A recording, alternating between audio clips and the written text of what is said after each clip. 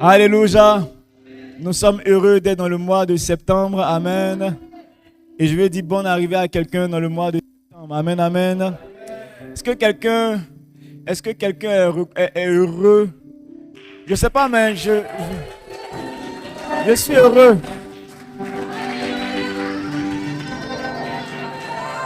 Alléluia. Amen. Alors, assieds-toi tout doucement. Assieds-toi tout doucement. Et que Dieu te bénisse. Content de vous retrouver ce matin.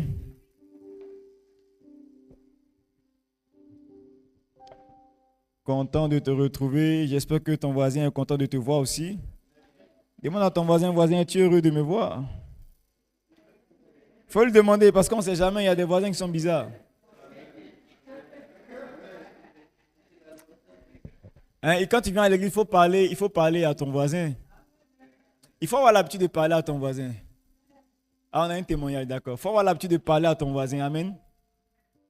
On était avec un pasteur ce week-end et il nous disait dans la vie, il y a des gens qui sont dangereux, mais tu ne sais pas. Ils sont assis à côté de toi, là. Tu le négliges, il est habillé en quelqu'un de très simple. En fait, la marque des hommes les plus dangereux, c'est les gens qui sont habillés très simples, qui sont pas trop... Ils n'aiment pas trop se faire voir. C'est pourquoi quand tu viens à l'église, là, il faut bien regarder ton voisin. S'il est trop calme, il faut le saluer, il faut causer avec lui. Voisin, ça va? Comment tu t'appelles? Cause avec lui. Tu seras surpris de voir que c'est un gars qui est dangereux dans la ville. Alléluia. Yeah. Faut parler. Quand le pasteur disait ça, dans la salle, il y avait une maman là. Elle était assise. Une maman. Elle ressemblait à rien. Elle est calme dans son coin. Mais la maman là, le don qu'elle a en elle. Quand il a déniché la maman, il lui a dit donne-nous des témoignages. Les témoignages qu'elle a donnés. Nous tous on a commencé à bien la regarder en même temps comme ça. Hein, ouais, il y a des gens qui sont dangereux, mais ils sont humbles. Donc quand on dit parle à ton voisin, faut pas te jouer les trop. Tu vois, faut pas vouloir te jouer les trop sérieux. Vous dites non, j'ai pas besoin de parler avec lui. Il faut parler avec ton voisin. Amen. Sois humble pour parler avec lui. Amen, amen. Dieu te bénisse. Alors, nous allons prendre un témoignage. On a maman Eugénie, c'est ça? Maman Eugénie qui veut nous rendre un témoignage. Je pense que Dieu a été bon pour elle. Donc rapidement, en 2 minutes, donnez-lui un micro pour qu'elle puisse rendre son témoignage. Dis-nous ce que Dieu a fait pour toi. Prends le micro. Je vous salue dans le nom précieux de Jésus. Jésus est Seigneur. Alléluia. Avant de commencer ce témoignage, je me dis merci à Dieu. Parce que hier, Dieu a honoré mon fils. Il a fait 5 ans d'école pastorale. Il est très jeune. Mais Dieu, en tout cas, il a fini. Je bénis Dieu pour ça. Alléluia. Amen. Son papa m'a un jour dit, son père spirituel m'a dit, ton enfant était fort. Dans le quartier là où il était, tous ses amis sont devenus drogués, d'autres sont devenus fous. Mais lui, il a triomphé. Alléluia. Amen. Sois comme lui. Alléluia. Vraiment, toujours, papa prêche sur la prière. Aujourd'hui même, là, il a prêché sur la prière. Il nous a exhorté un peu. La fois passée, le jeudi, je suis passé. J'étais quitté à Abidjan. Je voulais sortir. Je m'apprêtais pour sortir. Je suis allé au bord de la route parce qu'ils ne sont pas loin de la route. Il y a un qui passait. Il s'est tourné vers moi et dit, Eugénie, aujourd'hui, là, tu mourras par accident. Aujourd'hui, là, même, tu vas mourir par accident. Qui t'a dit ça? Un fou. Un fou. Il passait. Je causais avec quelqu'un comme ça. Et puis bon, j'ai dit, puisque je viens d'arriver dans le cas, j'ai dit au monsieur, est-ce que tu connais lui là? Lui, il n'a pas entendu, il dit, oh, c'est un fou, il faut le laisser. C'est un fou, il faut le laisser. Mais lui, il n'a pas compris. Mais ça ne m'a pas donné le courage de l'expliquer ce qu'il m'a dit. Je vois que ce n'est pas important pour lui. Je suis rentré dans ma chambre. Donc, j'ai commencé à bombarder comme d'habitude. Alléluia! J'ai commencé à prier. Parce qu'à minuit, je ne dors pas. J'ai commencé à prier. J'ai combattu l'accident. Je suis sorti. Dès que je suis sorti, j'ai emprunté mon taxi. Je suis arrivé à la pharmacie Pavis. Au moment où je voulais traverser, quand je regardais à ma gauche, il n'y avait pas de taxi. À ma droite, il y avait des taxis qui passaient. Donc, c'est eux qui me bloquaient. Au moment où je cherchais où il y avait ouverture pour passer, ici, il n'y avait rien. Au moment où je voulais faire comme ça pour pouvoir passer, il y a une moto qui est venue passer. Rallye n'a rien fait. devant moi comme ça, quelque chose, cet esprit m'a saisi. M'a saisi. Ça veut dire que s'il faisait un pas là, il allait me jeter en bas d'un tassi. Alléluia. Wow. Dieu m'a montré que ça allait se passer. Mais à cause de ce que j'ai prié, wow, Dieu est intervenu. Et puis tu n'acclames pas le Seigneur. Waouh. Je pense que tu devais te tenir debout pour rendre gloire à Dieu pour cela. Je pense que tu devais mieux célébrer Dieu pour cela. Yes. Alléluia. Alléluia. Amen. Mes ennemis ne veulent pas parce que je fais la force de ma famille à cause de la prière. Alléluia. Sois comme moi. Tu viens d'arriver aujourd'hui là. Par mon témoignage, il faut écouter. À cause de toi, ta famille serait sauvée. Amen. Tu seras protégé. Que le Seigneur vous bénisse. Acclamons Jésus. Waouh, waouh, waouh, waouh, waouh. Alléluia. Regardez, vous savez, les choses semblent être... quand quelqu'un a un témoignage pour dire une moto m'a raté, chez toi, tu as tellement vu d'accidents en ville que ça ne te dit plus rien. C'est la vie de quelqu'un. Et Dieu seul sait, quand quelqu'un meurt, le nombre de personnes qui ne seront pas sauvées à cause de la perte de cette personne. Surtout un enfant de Dieu qui n'a pas fini sa mission sur la terre. Mais vous voyez, quand tu es ami de Dieu, Dieu va susciter des gens bizarres. Des gens bizarres, même un fou. Pour dire, toi là, tu vas mourir par accident. Donc là, c'était même pas un fou en fait. C'était un ange qui est venu l'avertir. Je prie que des anges soient autour de ta maison pour toujours t'avertir du danger. Pour toujours t'avertir du danger. Que tu ne sois jamais surpris par le danger. Que tu ne sois jamais surpris par l'ennemi. Mais que l'Éternel déploie ses anges. Alléluia. Quand tu as une vie de prière, tes anges sont actifs.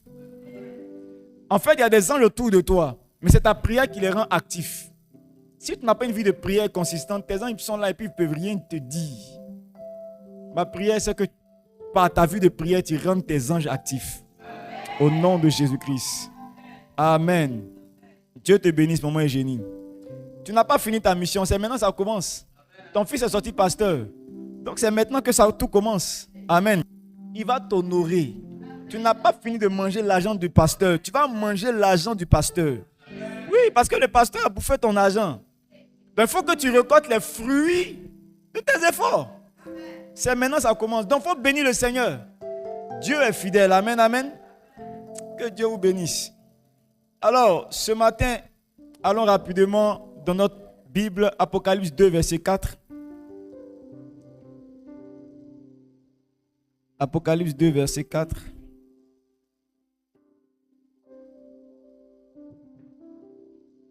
Si tu l'as, tiens-toi debout.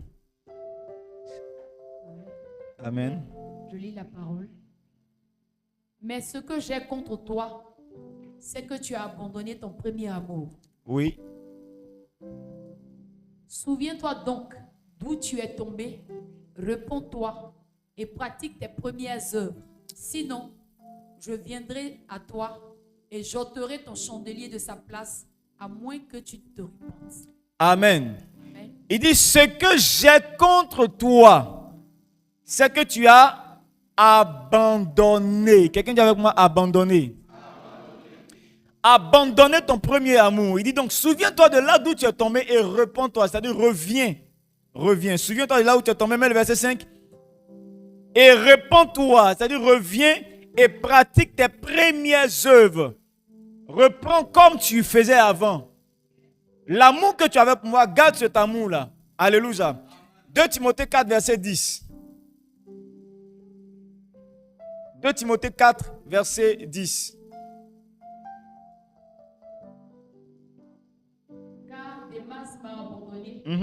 Par amour pour le siècle présent. Oui. Et il est parti pour Thessalonique. Crescent est allé en Galatie, Tite en Dalmatie. Il dit, Démas m'a abandonné.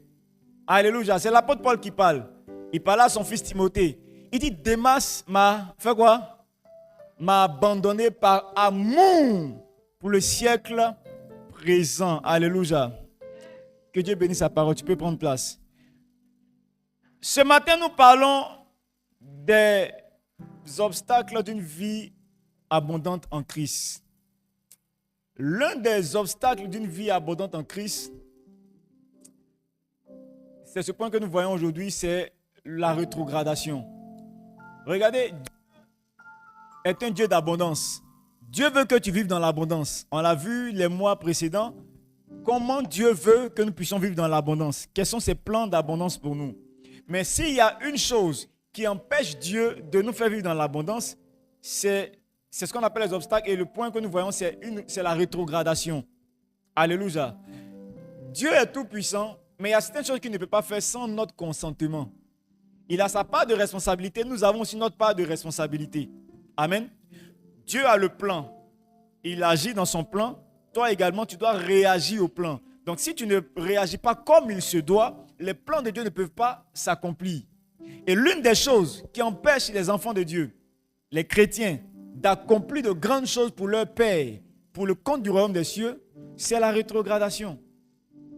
Alléluia. L'une des choses qui empêche les gens d'accomplir de grandes choses pour le Seigneur, c'est ce qu'on appelle la rétrogradation. De nombreuses personnes passent des années dans l'église. Ils peuvent passer 10 ans, 15 ans, 20 ans dans l'église, 30 ans même dans l'église, mais ils n'accomplissent pas grandes choses. Pourquoi? Parce qu'ils peuvent passer ces 30 années dans des cycles de rétrogradation. C'est-à-dire, ils s'arrêtent, ils recommencent. Ils s'arrêtent, ils recommencent. Ils s'arrêtent, ils recommencent. Et le mercredi, je ne sais pas si c'est le mercredi, mais c'était à quelle académie je parlais de ça. Je dis, quand tu dois accomplir, par exemple, Dieu veut que tu quittes le mur, là-bas, pour arriver ici. Quand il t'appelait au ministère, tu étais quelque part ici, appelé au ministère. Et Dieu veut que tu puisses aller, c'est-à-dire jusqu'au pilier qui est là-bas, et c'est là-bas ton accomplissement en Christ. Quand tu commences à marcher avec le Seigneur, et quand en route tu t'arrêtes, tu retournes un peu en arrière, tu te cherches un peu dans la vie, tu causes un peu avec tout le monde, le temps est en train de passer. Et ça va faire que la distance que tu vas parcourir en 10 ans, ou les accomplissements que tu devais faire en 10 ans, tu vas passer 20 ans de ta vie à ne pas atteindre ces accomplissements. Pourquoi? Parce que tu as passé tout ton temps à avancer et reculer. Alléluia. Et vous voyez, c'est l'une des raisons pour lesquelles les chrétiens n'accomplissent pas de grandes choses avec le Seigneur, à cause de la rétrogradation. Ils perdent beaucoup de temps à avancer et à reculer et à re-avancer et à re-reculer. Demande à ton voisin, combien de fois tu as reculé? Parfois on dit qu'il faut reculer pour mieux sauter, mais il y a d'autres qui reculent au point où ils tombent derrière. Ce n'est pas partout on recule pour mieux sauter. Avec le Seigneur, on avance, alléluia. Amen. Certaines personnes ont commencé leurs bonnes œuvres et ont arrêté leurs bonnes œuvres. On détruit même leurs bonnes œuvres. Elles ont recommencé après, ça n'a pas donné de résultats. Je pense que l'un des démons les plus dangereux contre les chrétiens, je pense que c'est le démon de la rétrogradation. Parce que vous savez, souvent, on combat des esprits, on pense qu'ils sont les plus dangereux, mais en fait, c'est une ruse. C'est une ruse. Tu vas combattre l'esprit de, je ne sais pas, sorcellerie, ou bien l'esprit d'impudicité, l'esprit de sirène des eaux, tout ça, d'accord. Quand tu es délivré de tout cela, pourquoi tu n'accomplis pas de grandes choses avec le Seigneur? Parce qu'il y a un petit démon, il est caché quelque part, personne ne le voit, mais c'est lui le plus dangereux. Caché quelque part. Il te décourage, tu abandonnes, plus tard tu reviens. C'est pourquoi beaucoup n'accomplissent pas beaucoup de choses. Dis à ton voisin, ne rétrograde pas. Continue d'avancer. Continue de pratiquer tes œuvres. Alléluia. Quand je prêche sur la rétrogradation, il dit certains chrétiens ne se sentent pas concernés. Ils disent non, lui en fait, il a l'impression que le pasteur prêche pour son voisin. Sinon, lui, il est bon. Donc, il dit à son voisin, ne rétrograde pas. Continue d'avancer. Lui, il ne se sent pas concerné par la parole. Frères et sœurs, tout le monde est candidat à rétrograder un matin. Il n'y a pas quelqu'un qui est immunisé contre ça. C'est pourquoi tu dois travailler sur toi. Si tu ne travailles pas sur toi un matin, Satan va te faire rétrograder. Pourquoi? Parce que Satan a juré de s'opposer au plan de Dieu. Est-ce que tu comprends? Satan a juré de s'opposer au plan de Dieu sur la terre. Donc le plan de Dieu pour toi, c'est quoi? C'est que tu sois dans le bonheur, que tu accomplisses la volonté de Dieu, que tu sois un homme prospère, une femme prospère. Donc si c'est ça le plan de Dieu pour toi, donc plus tu es proche de Dieu, plus les plans de Dieu s'accomplissent dans ta vie. Donc le but de Satan, ça sera faire quoi? T'éloigner des plans de Dieu pour empêcher que les plans de Dieu puissent s'accomplir dans ta vie. Donc il ne cherche pas à te faire rétrograder juste pour le jeu, mais il cherche à te faire rétrograder juste pour ne pas que les plans de Dieu pour ta vie s'accomplissent. C'est pourquoi tout le monde est une cible pour ça. Il tente tout le monde. Il essaie de faire rétrograder tout le monde. Satan ne se repose jamais. Est-ce que tu sais ça? Satan ne se repose jamais. Il est toujours en train de travailler. Il est toujours en train de travailler. Alors, la rétrogradation, qu'est-ce que ça signifie?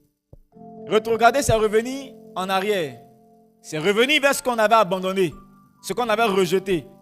Rétrograder, c'est s'arrêter, c'est arrêter de faire ses bonnes œuvres. Rétrograder, c'est quoi? C'est ralentir également dans son élan. Donc, généralement, quand on dit quelqu'un a rétrogradé, on s'attend ou bien on pense à quelqu'un qui ne vient plus à l'église. Ce n'est pas vrai. Quelqu'un peut être assis à l'église, mais il a rétrogradé. La rétrogradation n'est pas un état, c'est un processus qui finit par la mort spirituelle. Donc, tu peux être assis à l'église, mais tu as arrêté de pratiquer certaines choses.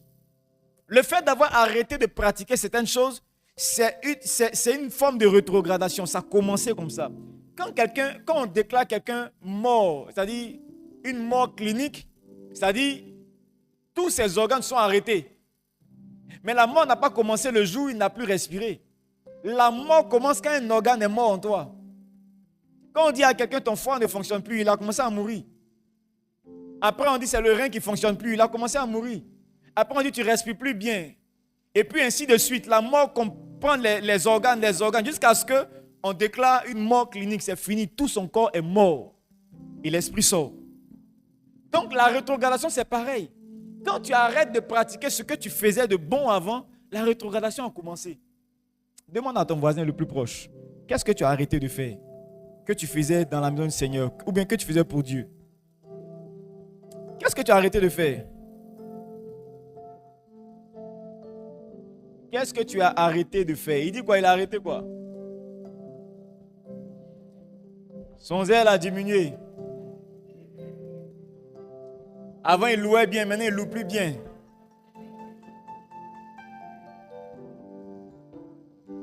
Amen. Tu ne dois pas t'arrêter. Tu dois continuer à pratiquer tes bonnes œuvres. Continuer à venir à l'heure. Avant, tu venais à l'heure à l'église. Maintenant, tu viens en retard. Tu as rétrogradé. Avant, tu priais à 5 heures. Maintenant, tu ne pries plus. Mais tu es toujours chrétien. Hein? Tu viens à l'église. Mais tu as rétrogradé. Yeah. Avant, tu faisais de bonnes offrandes. Je ne sais pas, tes offrandes étaient à combien? Peut-être 5 000. Que Dieu t'aide. Que Dieu t'aide. Avant, peut-être, tu faisais des offrandes de 5 000 ou bien 2 000 pour certains, 1 000 francs pour d'autres. Et après, tu as commencé à diminuer tes 5 000. De 5 000, tu es passé à 3 000. Tu as commencé à rétrograder. De tes 1 000 francs, tu es descendu à 500. Tu as rétrogradé. De tes 500, maintenant, tu es descendu à 250. Tu as rétrogradé. À tous les niveaux. Avant, tu apportais ta dîme. Maintenant, tu n'apportes plus ta dîme. C'est une rétrogradation. Et progressivement, Satan travaille dans la dissimulation. Tu ne vois pas agir, mais il agit dans le silence, dans le secret. Le temps d'ouvrir tes yeux, tu es loin de Dieu. Alléluia. Satan ne viendra pas devant vous comme ça pour dire « Je suis venu te faire rétrograder ». Non. Il va passer par des petites circonstances pour vous pousser à rétrograder. C'est pourquoi tu dois veiller sur toi. Ne dis pas « Non, moi je suis fort, je tiens ». Non, parce que ce que tu dis là, c'est pour le nouveau chrétien. Moi, je suis un ancien. Tu es ancien, il y a longtemps, tu baignes dans la rétrogradation. Regardez, dans l'apôtre Paul dit, il dit quoi? Dans 2 Corinthiens, il dit, celui qui est debout, il dit, ainsi donc que celui qui croit être debout, prenne, donne-nous 1 Corinthiens 10, verset 12. 1 Corinthiens 10, verset 12. Ainsi donc que celui qui croit être debout, prenne garde de tomber. Verset 13. Aucune tentation ne vous est survenue qui n'a été humaine. Ok, je cherche un autre verset. Donne-moi 1 Pierre 5, verset 8. 1 Pierre 5, verset 8. Dans 1 Pierre 5, verset 8, il dit, soyez sobres. Soyez sobre, veillez. Votre adversaire, le diable, rôde comme un lion rugissant, cherchant qui il dévorera. La plupart des chrétiens ne savent pas qu'ils ont un adversaire qui est très rusé. Et chez eux, ils sont chrétiens, c'est fini, il n'y a rien, il n'y a pas de bataille. Écoute, la vie chrétienne, quand tu es dedans, là, tu es en bataille contre le diable. Dès que tu dis que tu donnes ta vie à Jésus-Christ, tu rentres en bataille. Même le même verset, la version Martin, je ne sais pas. Dans l'autre version, il dit Satan tourne autour de vous. Regarde autour de toi, il est là. Dans la version Martin, tu l'as là-bas. M-A-R, quelque chose comme ça. M-A-R-T ou bien quoi. Il dit soyez sobres, veillez car Satan tourne autour de vous. Satan tourne autour de vous. Tu n'as pas? Il dit Satan tourne autour de vous. Donc quand la Bible dit d'être sobre, là, elle nous demande de faire attention. Parce que tu ne sais pas comment il va travailler. Il faut veiller sur toi. Veille sur ta manière de faire. Dis à ton voisin, Satan te guette. Il cherche une ouverture pour frapper. Il cherche une ouverture pour investir quelque chose en toi. Le plus souvent, quand les chrétiens ne sont pas vigilants, il y a une saison où Satan fait un investissement en eux. Et puis il les laisse. Donc chez toi, tout va bien. Mais l'investissement qu'il a fait, il sait que dans 5 ans, ça te fera rétrograder. Progressivement. C'est pourquoi dans toutes les saisons, tu dois être vigilant. Veiller. Être sur tes gardes. Qu'est-ce que tu faisais et qu'est-ce que tu as arrêté de faire?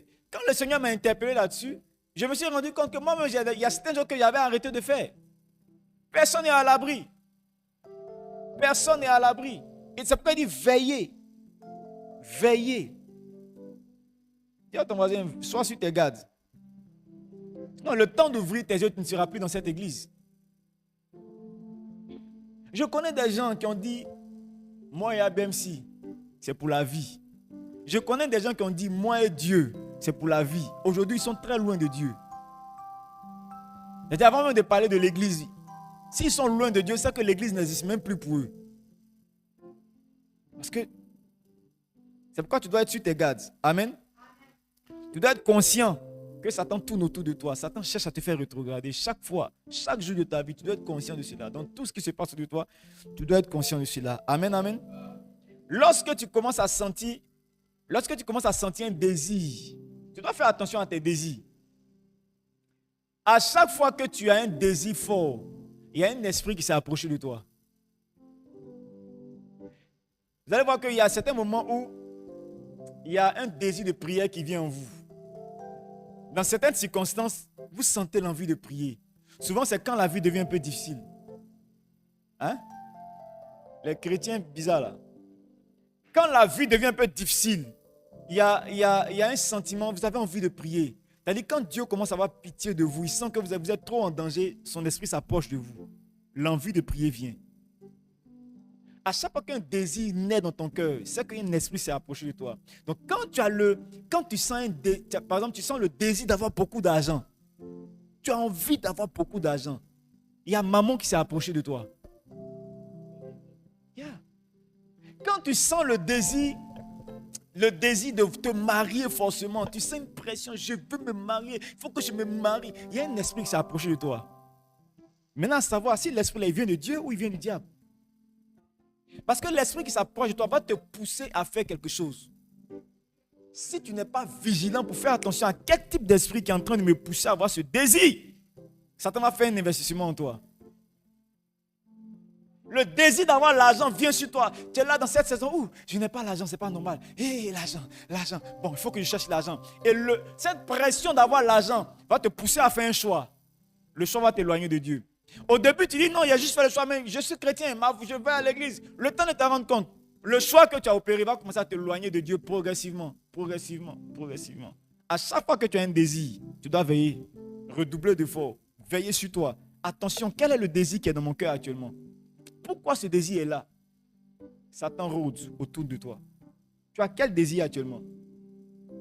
Tu as quel désir? Quand tu te lèves souvent, tu es dans la ville. Il y a certaines personnes qui se lèvent, ils ont le désir de coucher avec des femmes. Il dit, tiens, c'est toi. Des femmes qui ont le désir, elles regardent un homme comme ça, elles regardent les hommes comme ça, et puis elles regardent comme ça. Mais dans ses yeux, elle a déshabillé le monsieur. Vous riez, pourtant je suis en train de vous dire ce qui se passe dans votre tête. C'est des choses que les gens ne peuvent pas dire à leur pasteur ou à leur frère. Ils sont là comme ça, ils vont, Seigneur, pardonne-moi. Ce qui se passe à l'intérieur, c'est qu'un esprit s'est approché de toi et est en train de te pousser à faire quelque chose. C'est-à-dire, dans cette saison-là, si tu n'es pas dans un environnement spirituel, la moindre occasion, tu tombes. La moindre occasion. C'est comme ça, il y a des jeunes dames qui ont pris des grossesses des gens et elles-mêmes, quand elles regardent le monsieur, là, elles ne savent pas qu'est-ce qui est passé dans sa tête pour avoir des rapports avec tel monsieur. Jusqu'aujourd'hui, elle ne sait pas. Elle regarde l'enfant là comme ça. Elle ne peut pas savoir ce qui s'est passé dans sa tête. En ce moment précis-là, un esprit s'est approché d'elle. Elle n'a pas été vigilante. Un très vilain esprit. Un esprit qui sent mauvais. Elle n'a pas été vigilante. C'est pourquoi tu dois faire attention à tes désirs. Parce que Satan s'approche. Satan rôde. Il rôde autour de toi. Donc, plus tu as une vue de prière assez forte, plus tu pries, alors ça repousse le mauvais esprit. Alléluia. Que l'esprit de Dieu soit toujours autour de toi. Au nom de Jésus. Alléluia. Pourquoi certaines personnes rétrogradent? On a cité quelques éléments depuis le mercredi. Le premier élément qui pousse les gens à rétrograder, c'est le manque de profondeur. Les gens rétrogradent parce qu'ils manquent de profondeur. Alléluia. Quand tu lis la parabole des semeurs, la Bible dit le semeur est sorti pour semer et pendant qu'il semait, une partie de la semence est tombée le long de la route. Les passants ont piétiné, une partie de la semence est tombée dans les épines, une partie de la semence est tombée dans les ronces, une partie de la semence est tombée également dans la bonne terre. Donc la semence qui est tombée dans les épines, quand la semence a commencé à produire, n'ayant pas de racines, mais elle a été étouffée par les épines. La semence qui est tombée sur le rocher, quand la semence a commencé à produire, n'ayant pas de racines dans les rochers, quand le soleil est sorti, la semence est morte. Alléluia. C'est le cas de certains chrétiens qui viennent à l'église, mais qui n'ont pas de racines. Il est à l'église avec nous. Il a donné sa vie à Jésus. Mais n'ayant pas de racines, quand les problèmes se lèvent sur sa vie, il meurt. Il rétrograde. Il perd sa vie de prière. Il perd sa vie chrétienne. Parce qu'il manque de profondeur. Si tu manques de profondeur, frères et sœurs, ce n'est qu'une question de temps. Tu partiras. Je vous assure. C'est pourquoi tu dois travailler pour chercher à devenir un chrétien profond. Quand on dit un chrétien profond, c'est un chrétien qui sait pourquoi il fait ce qu'il fait. Tu dois savoir pourquoi tu fais ce que tu fais. Demande à ton voisin, est-ce que tu sais pourquoi tu fais ce que tu fais? La plupart des gens ne savent pas ce qu'ils font. Ils ne savent pas pourquoi ils font ce qu'ils font. Et c'est un danger. Est-ce que tu sais pourquoi tu dois être chrétien et pas musulman? Quelqu'un dira, oui, je sais. Pourquoi? Non, Jésus est le vrai Dieu. Formidable. Maintenant, pourquoi tu dois être chrétien pentecôtiste et non un témoin de Jéhovah? Les deux, c'est Jésus. Pourquoi tu es pentecôtiste? Et pourquoi tu es dans cette église et tu n'es pas dans une autre église? Tu dois savoir certaines choses. Tu dois poser des questions. Personne ici est venu me voir un jour pour dire, mais pasteur, c'est quoi la vision de l'église? Qui m'a déjà demandé ça? Personne. Parce que la plupart des gens ne veulent pas savoir pourquoi ils font ce qu'ils font. Pasteur, c'est quoi les doctrines de cette église? C'est la raison pour laquelle beaucoup de pasteurs envoient le peuple dans le décor. Parce que le peuple ne demande jamais où je suis assis là. On prie qui? On fait quoi? C'est quoi la doctrine? C'est quoi la vision? On va où? Personne ne demande. Et c'est la raison pour laquelle quand quelqu'un dans le peuple commence à critiquer, toi aussi tu as à côté, tu dis, André, c'est vrai, c'est vrai, ce que tu dis là, c'est vrai. Hein. Et puis tu suis les gens comme ça. Parce que toi-même, tu ne sais pas. Les chrétiens qui ne savent pas sont fragiles, sont des cibles. Ils sont des cibles. Ils sont fragiles, sont des cibles. Les gens viennent, mais ici là, les femmes vont à la chair. Les femmes vont à la chair. Et puis il est dans son coin. Les églises, les femmes vont à la chair. Et puis il est dans son coin. Le jour quelqu'un vient et puis il dit, ici, les femmes vont à la chair, c'est que c'est pas une bonne église. Dieu n'est pas ici. Il va dire, oui, moi-même. Oui, moi-même. Et ils vont suivre des conneries comme ça. Parce qu'il n'est jamais venu demander au pasteur, mais pasteur, pourquoi ici les femmes vont à la chair? Mais pasteur, pourquoi ici souvent les femmes portent pantalon? Mais pasteur, ils sont dans leur coin, ils ne vont jamais demander. Ils vont rester à attendre l'opportunité de critiquer. C'est dangereux de ne pas savoir pourquoi tu fais ce que tu fais. Demande à ton voisin, est-ce que tu sais pourquoi tu es assis dans cette église?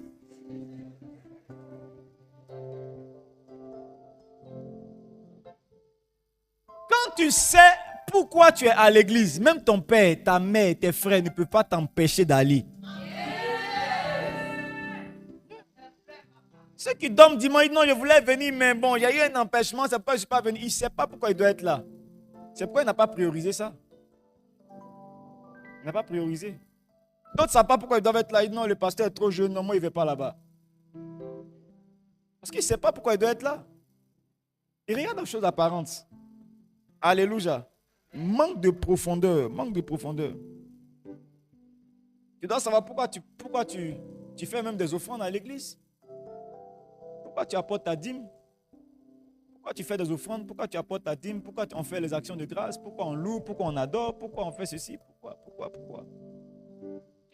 Il y a des gens qui ne savaient pas pourquoi ou bien ils ne savaient pas ce qui se passait quand les gens étaient en train de tuer Jésus. Ils ont vu, il y avait un groupe de personnes, on lapidait quelqu'un. Lapidez-le. Lui, c'est venu. On dit quoi ici? Oh non, c'est un voleur, lapidez-le. Ah, voleur, lapidons-le. Ils ont été complices du meurtre de Jésus par ignorance. Si on prend la liste de ceux qui ont tué Jésus, là, leur nom va sortir dedans. Parce qu'il a lancé le caillou aussi. Mais il ne savait pas, il était ignorant, il ne savait pas pourquoi il lançait le caillou.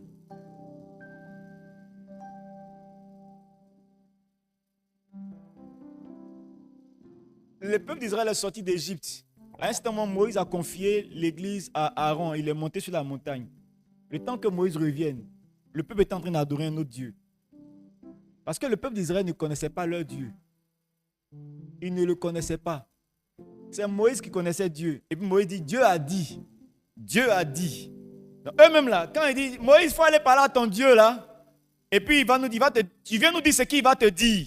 Eux-mêmes, ils ne connaissaient pas Dieu. Donc le jour où Moïse a disparu, le Dieu aussi a disparu pour eux.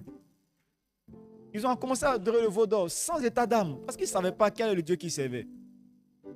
Est-ce que tu sais le Dieu que tu sais? Est-ce que tu l'as expérimenté? Est-ce que tu as une intimité avec lui? Est-ce que tu peux dire Dieu m'a dit? Et puis quand tu le dis là, tu sais de quoi tu parles. Amen. Tu dois savoir, tu dois avoir cette conviction là que Dieu t'a donné une instruction. Beaucoup de chrétiens ne font pas ça. Ils ne sont pas profonds. Que tu deviennes un chrétien très profond au nom de Jésus-Christ. Que tu ne sois pas ballotté par tout vent de doctrine. Que tu ne sois pas ballotté. On dit aujourd'hui c'est ici qui marche. Oh, ok, allons-y. Non, après c'est là-bas qui marche. Allons-y. Après c'est là-bas. Puis tu es ballotté comme ça. Non. Savoir pourquoi tu fais ce que tu fais. Alléluia.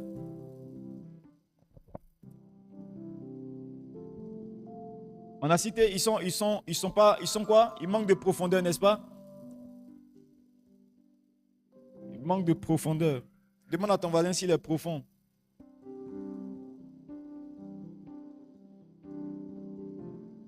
Regardez, quand quelqu'un manque de profondeur également, quand il est éprouvé dans l'église, il quitte l'église. J'ai fini par comprendre que la plupart des chrétiens qui ne durent pas dans une église, c'est parce qu'à un certain moment, ils ont manqué de profondeur. Je vais t'expliquer pourquoi.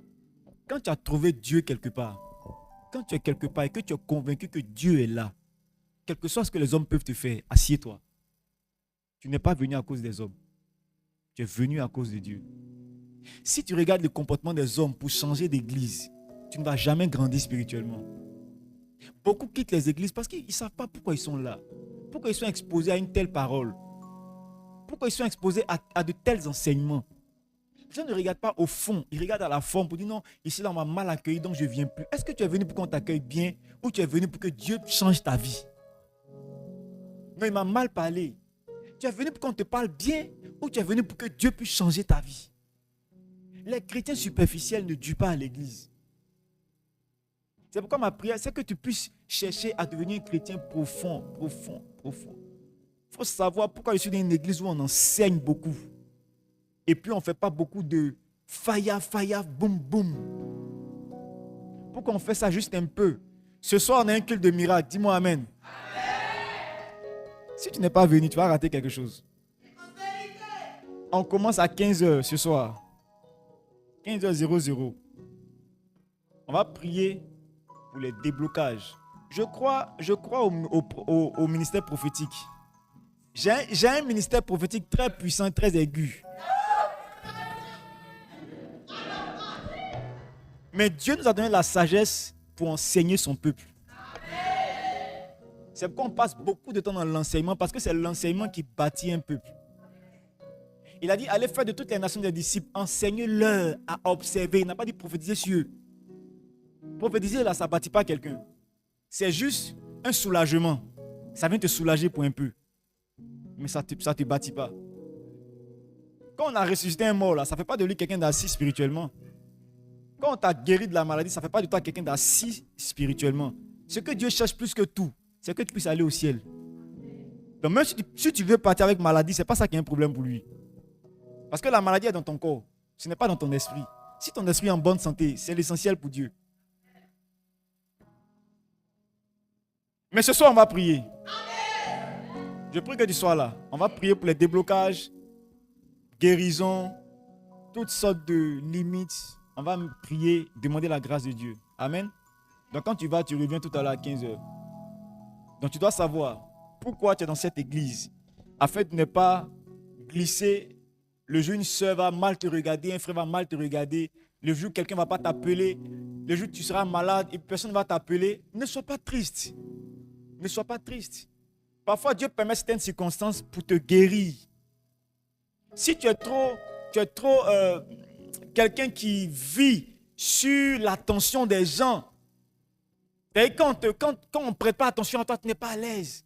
Dieu va te mettre dans un environnement où personne ne va prêter attention à toi. Pour t'aider à te détacher des hommes et à t'attacher à lui, Dieu. Quand tu comprends pourquoi tu es dans une église, alors tu seras sauvé. Amen. Amen, amen. On a dit un autre point, ils sont vides. Les chrétiens qui rétrogradent facilement, ils sont vides. Ils sont vides. En réalité, le vide n'existe pas. Donc si tu es vide de Dieu, tu es rempli de Satan. Si tu es vide des choses de Dieu, c'est que tu es rempli des choses de Satan. Alléluia. Donc tu es rempli de quoi actuellement? Ce qui a rempli ton cœur va déterminer ce qui va t'attirer en fait. Qu'est-ce qu'il y a dans ton cœur?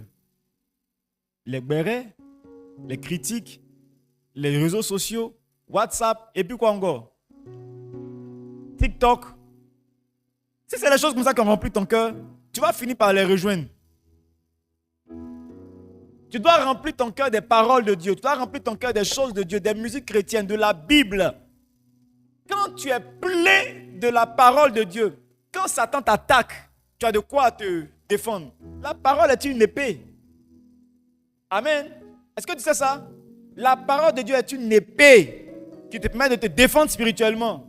Regarde, quand tu fais un songe, et puis dans ton songe, on t'attaque, tu veux te défendre, et puis quand tu veux parler, tu fais comme tu n'arrives pas à parler. C'est arrivé aussi? À qui c'est arrivé? Ça veut dire que spirituellement, tu étais faible. Tu n'étais pas rempli de la parole. C'est pourquoi il n'y avait rien à dire. Tu veux parler, tu ne peux pas parler. Tu veux te défendre, tu ne peux pas te défendre spirituellement. Il n'y avait rien en toi. La parole est ton épée pour te défendre. Quand Satan a attaqué Jésus, là, Jésus n'a pas donné un coup de poing à Satan. Il a dit, il est écrit que l'homme ne vivra pas seulement de pain. Satan aussi a appris. Il a aussi écrit. Quand il a dit, Jésus encore a répliqué, il est écrit que tu ne tenteras pas l'Éternel. Il a écrit que Satan a fui. Parce qu'il s'est rendu compte qu'il avait quelqu'un en face qui était chargé de la parole. Tu es rempli de quoi? Musique chrétienne, les injures, les histoires qui n'ont pas de sens. Il y a des gens qui sont toujours en train d'expliquer des problèmes d'histoire. Non, moi il a dit ça, et puis quand moi il a dit ça, lui aussi il a dit ça. Et puis l'autre là, quand il a dit ça, mon frère là, il m'a dit ça, et puis ma tante là, elle m'a insulté. Quand j'ai parlé, mon oncle là, il m'a appelé. Et puis ils sont remplis d'histoires qui n'ont pas de tête, qui n'ont pas de queue. Tu vas avancer comment avec toutes ces histoires? Moi quand je suis avec quelqu'un qui raconte trop d'histoires de famille, non, moi il a dit, lui aussi il a dit, et puis quand moi il a dit, là, c'est pour moi il a mal pris, et puis il m'a insulté. Moi aussi quand il a répondu, on est parti voir ma grand-mère a dit non, il m'a vu en songe, et puis après, non. Quand tu commences comme ça, soit je change de sujet ou bien je quitte près de toi. Parce que tu veux me remplir des choses inutiles. Demande à ton voisin, tu es rempli de quoi? Sois rempli de foi. Moi, j'aime les gens qui me communiquent la foi. On était avec une maman. La maman, je vous ai dit, on dit elle est dangereuse, elle est calme là. Quand on l'a dénichée, la maman a un don pour faire enfanter les stériles. C'est terrible. On dit, maman, donne-nous un témoignage. Tu as un témoignage? Elle dit oui. Je vais rendre. Elle a rendu son témoignage. Elle a croisé une dame qui n'avait pas de trompe. Les 2 trompes enlevées. Elle dit, ma fille, tu vas accoucher, t'inquiète. Elle a prié pour elle. L'année prochaine, elle fait appeler un enfant, bim. Sans trompe. Jusqu'aujourd'hui, elle dit, la femme a 2 enfants.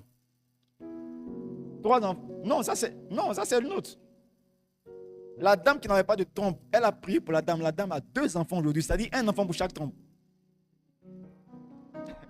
On dit, maman, donne encore un autre témoignage. Elle dit, elle a prié pour une dame qui avait 50 ans. La dame s'est mariée à un monsieur. Elle avait déjà 3 enfants, mais le monsieur n'avait pas d'enfants. Et puis ils se sont mariés. Donc le monsieur venait prier à l'église avec elle. Et puis elle a dit au monsieur, tu auras des enfants de cette dame. Il dit non, lui il ne veut pas enfant. Lui, c'est pas ça qui est son... Il veut vraiment prier pour que Dieu le bénisse dans ses affaires. Il lui a dit non, il n'y a pas de souci, tu auras des enfants. Et puis elle a dit à la dame aussi, tu auras des enfants. Elle a dit à la dame, je te vois avec 3 nouveaux enfants. Une femme de 50 ans. 3 nouveaux enfants. Et puis elle a prié pour la dame. Il faut partir. Elle dit arrivé justement, la dame a commencé à cracher ici, cracher à gauche, et puis elle cachait son ventre. Parce qu'à 50 ans, bon, elle s'est dit qu'elle est trop âgée pour être dans le truc de jeune fille. La maman lui a dit, grossesse, ça sort toujours devant, donc ça va venir, il ne faut pas te presser. La maman a pris grossesse. Elle est partie à l'hôpital. Les médecins lui ont dit, si on fait césarienne, elle va mourir parce qu'elle est trop âgée. Si elle accouche aussi par voie basse, elle va mourir parce qu'elle est trop âgée. La dame, la prophétesse dit, Dieu m'a montré cette dame-là avec ses 3 enfants. Elle était sage-femme avant. Donc les médecins lui ont fait comprendre que ouais, tous les examens que ça là, ça ne passe pas. Elle a regardé les résultats, elle dit oui, vos résultats là sont corrects, mais ce n'est pas ce que Dieu m'a montré. Donc faites la césarienne. Quand ils ont fait la césarienne, ils ont enlevé 3 enfants dans le ventre de la maman. Quand on a reçu ce genre de témoignage, j'ai eu la chair de poule. J'aime les témoignages. J'aime les témoignages. Les témoignages me remplissent de foi. Ça fait que quand je suis en face d'une situation, je ne suis pas inquiet. Ça là, c'est quoi? C'est rien. Dieu va gérer. Dieu va gérer. Si une maman de 50 ans peut avoir 3 enfants, c'est pas toi, tu as à peine 25 ans là, tu ne peux pas avoir enfant. Si une femme qui n'avait aucune trompe a eu 2 enfants, c'est pas toi, il y a encore trompe là, tu ne peux pas avoir enfant. Tu dois chercher des gens qui vont te remplir de foi. Plutôt que des gens qui vont te remplir de problèmes. Si quelqu'un t'explique trop ses problèmes, il faut le fuir. Il faut le fuir. Il faut le fuir. Rempli de foi, d'amour. D'amour. Les gens qui sont pas là avec tout le monde, il faut les fuir. Ils ne sont pas remplis d'amour. Non, il m'a parlé mal. Non, lui là, il me guette. Je ne sais même pas ce qu'il m'a fait. Et puis, il m'a mal regardé. Je m'éloigne de toi un peu. Parce que tu n'es pas rempli d'amour. Tu dois être rempli d'amour. Dis à ton voisin, sois rempli d'amour. Touche-le un peu. Il soit rempli d'amour. Alléluia. Je touche un dernier point. L'une des choses qui poussent les gens à la rétrogradation, c'est l'amour du monde. L'amour du monde. 2 Timothée 4, verset 10. La Bible dit, Paul dit, Démas l'a abandonné pour amour du siècle présent. Ton amour finit toujours par t'attirer. L'amour que tu as détermine la direction que tu prendras dans ta vie. Si tu aimes les femmes, tu iras toujours vers une femme. Si tu aimes les hommes, tu iras toujours vers les hommes. Si tu aimes l'argent, tu iras toujours vers l'argent. Si tu aimes Dieu, tu iras toujours vers Dieu. Les gens rétrogradent parce qu'en fait, leur premier amour n'est pas orienté vers Dieu. Leur premier amour est orienté sur quelqu'un d'autre, ailleurs. Démas là, ce n'était pas un petit bishop. Hein? C'était pas un petit bishop. Quand un pasteur parle et puis il cite souvent le nom de ses collaborateurs, c'est que c'est des gens sérieux qui l'ont vraiment aidé dans le ministère, dans la tâche. Donc quand il faisait ce truc-là, il dit je salue telle personne, il dit telle personne vous salue, Démas vous salue. Et à un certain moment, il dit Démas m'a abandonné. C'est que Démas c'était un gars qui était vraiment engagé. Mais malheureusement, il s'est engagé dans le ministère avec Paul, mais il pensait qu'il y avait beaucoup d'argent dedans. Quand il s'est rendu compte que Paul était en prison, on les malmenait ici, il ne mangeait pas souvent, il devait attendre qu'on les fasse des offrandes pour manger. Frère, Démas a regardé sa vie, il a vu ses réalités, il dit bon, écoute, Bishop Paul, c'est toi que Dieu a appelé, c'est à toi que Jésus s'est révélé. Nous là, on t'a suivi, donc c'est bon, il faut continuer ton truc. Il s'est cherché. Pourquoi? Parce qu'il aimait l'argent, il aimait le monde. Qu'est-ce que tu aimes? Je peine de voir beaucoup de chrétiens qui viennent à l'église, pas par amour pour Dieu, mais par amour pour ce qu'ils peuvent avoir de Dieu. Ils viennent pour ce qu'ils peuvent avoir en Dieu, mais pas parce qu'ils l'aiment. Beaucoup de pasteurs font église, pas parce qu'ils aiment Dieu, parce qu'ils veulent avoir l'argent, offrande et dîmes. Qu'est-ce qu'il y a dans ton cœur? Tu aimes quoi? Ton amour est orienté vers qui? Moi, je prie chaque jour pour aimer Dieu, pour aimer Jésus de tout mon cœur. Si tu aimes Jésus, tu vas aimer l'église. Si tu aimes Jésus, tu vas finir par... Parce que tu ne peux pas aimer Jésus, ne pas aimer ce que Jésus aime. Si tu aimes quelqu'un, tu aimes tous ceux qui sont autour de la personne. Tu te forces à aimer. Même si la personne est bizarre, puisque celui que tu aimes l'aime, tu l'acceptes. Alléluia. Beaucoup de chrétiens n'aiment pas Jésus. Ils sont là parce que Jésus peut leur donner un bonbon, une voiture, une maison. C'est pourquoi dès qu'ils sont un peu bénis, ils s'en vont. Et d'autres, quand ils ne sont pas bénis aussi, ils s'en vont. Parce qu'ils n'étaient pas venus chercher Jésus. Ils étaient venus chercher miracle. Et c'est l'une des raisons pour lesquelles on ne fait pas trop de culte de miracles aussi. Parce qu'on ne veut pas donner à des hypocrites. Des gens pour qui on prie qui ne rendent jamais témoignage. Qui ne viennent pas fortifier la foi des gens. Ils n'aimaient pas Jésus. Ils sont juste venus profiter de la grâce. Qu'est-ce qu'il y a dans ton cœur? Demande à ton voisin, qu'est-ce qu'il y a dans ton cœur? Quel est l'amour qui domine ton cœur? Est-ce que tu aimes Jésus? Tu dois apprendre à aimer Jésus, décider d'aimer Jésus. Regardez, Jésus a tellement, la Bible dit Dieu a tellement aimé le monde qu'il a donné son Fils. L'amour te pousse à donner et à faire des sacrifices. Quand on dit sacrifice, ne vois pas seulement l'argent. Sacrifier là, c'est abandonner quelque chose que tu as de précieux pour une autre chose qui est plus précieuse. Abraham a tellement aimé Dieu qu'il n'a pas refusé son fils. Il a donné aussi son fils. Il a sacrifié son fils.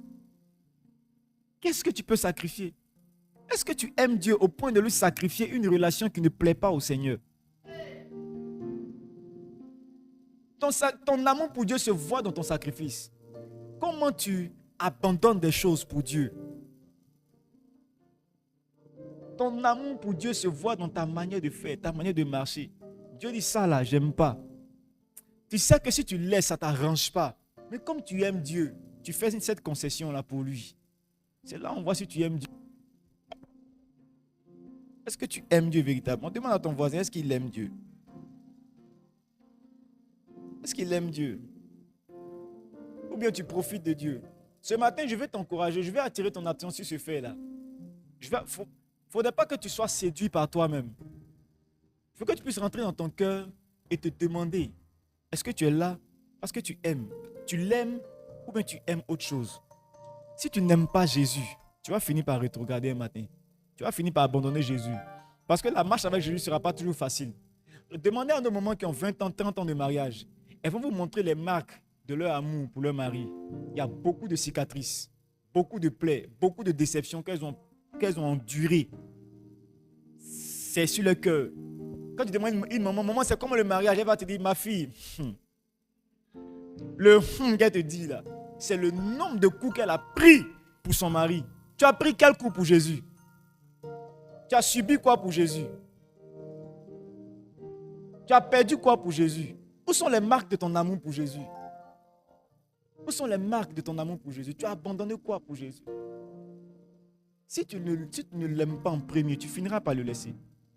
Tu finiras un matin par prendre ton envol, partir loin de lui, l'abandonner, et puis un matin revenir pour dire, hey, moi-même je l'aime, j'attends, je vais recommencer encore. Et puis un matin, tu vas laisser. Après, parce qu'en fait, à chaque fois que tu laisses, c'est ce qui est ton amour principal là, qui t'appelle.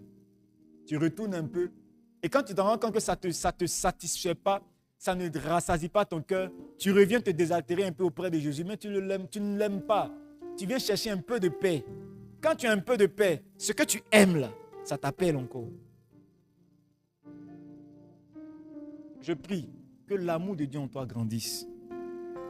Que tu puisses aimer Dieu véritablement. Aimer Dieu plus que tout. Aimer Dieu plus que ton argent. Aimer Dieu plus que ta famille. Aimer Dieu plus que tes enfants. Aimer Dieu plus que tout. J'aime Jésus que cette église. Mes amis, si Jésus n'aime plus l'église, je ne vous aimerai plus. Je vous aime parce que Jésus-Christ vous aime. J'aime cette église parce que Jésus est mort pour l'église. Tu dois aimer Jésus au-dessus de tout. Tu dois aimer Jésus plus que ton mariage.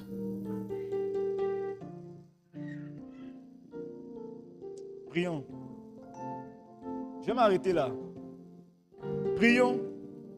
Demandons à Jésus-Christ de nous aider à l'aimer en premier. Il dit, reviens à ton premier amour. L'amour que tu avais pour moi au départ, là, reviens sur cet amour. Que Dieu t'aide à l'aimer. Que tu ne sois pas là pour des intérêts personnels. Que tu ne sois pas là pour des intérêts égoïstes. Que tu ne te mettes pas à prier parce que tu veux recevoir quelque chose. Mais tu pries parce que tu veux Jésus. Tu veux connaître Jésus. Tu veux grandir avec lui. Tu veux t'approcher de lui. Prions. Jésus t'aime. Il a donné sa vie pour toi. Il a donné sa vie pour toi. La meilleure des choses que tu puisses faire pour répondre à cet amour, c'est de l'aimer également. C'est de l'aimer. Mais l'amour coûte cher. Le véritable amour coûte cher. Le véritable amour coûte cher. Ça nécessite que tu abandonnes certaines choses qui viennent concurrencer l'amour de Dieu en toi. Toujours. Qu'est-ce que tu as abandonné pour Dieu? Qu'est-ce que tu as délaissé pour Dieu? Qu'est-ce que tu as abandonné? Prions ce matin. Demandons la grâce pour aimer notre Dieu encore et encore. L'aimer encore et encore. Prions. Prions. Prions.